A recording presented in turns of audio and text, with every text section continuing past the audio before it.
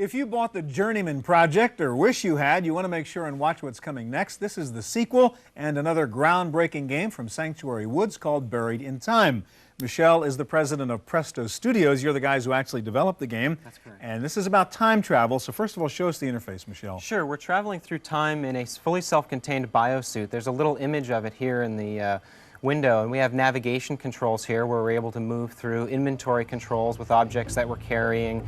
If the computer needs to speak with you, we use the message window. And the biochips are the area where we can sort of add extensions to the interface. As you walk around and collect objects, you can... Extensions by new functions, capabilities, exactly. Powers. Right. All right, where are we right now, Michel? We are on the top of a Mayan temple in Chichen Itza in the Yucatan Peninsula, and the year is 1050, and we're searching for evidence that will prove our innocence. We've been framed for altering history, and so here we are, and we know that someone's been here before, and we're looking for evidence.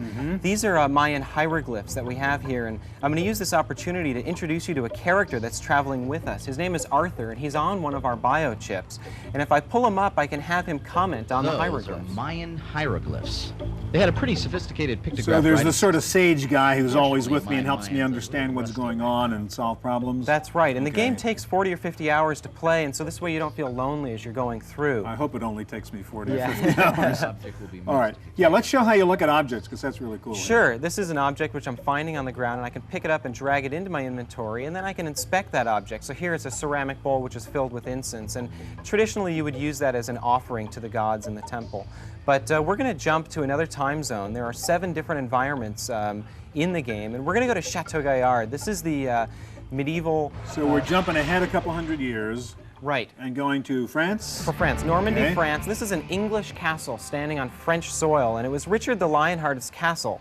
And Philip Augustus desperately wanted to take the castle back for France. And when Richard died in the year 1203, they began a siege. This is 9 months later. So this stuff is all historically sound? This is all based on true actual fact. It's a recreation of the real castle. This is one of the guards, which is one of the few remaining guards, and he meets a demise here from a stray arrow from one of the French soldiers coming over the wall. Yes, because as a time traveler, you're not supposed to be spotted by people. It may actually affect the future. What I want to do is I want to move from the top of the tower down inside so that you can see how that we're changing the lighting and the environment and also the audio. And when you play the game in a dark room with loud speakers, it becomes a very immersive environment. You get drawn into the story.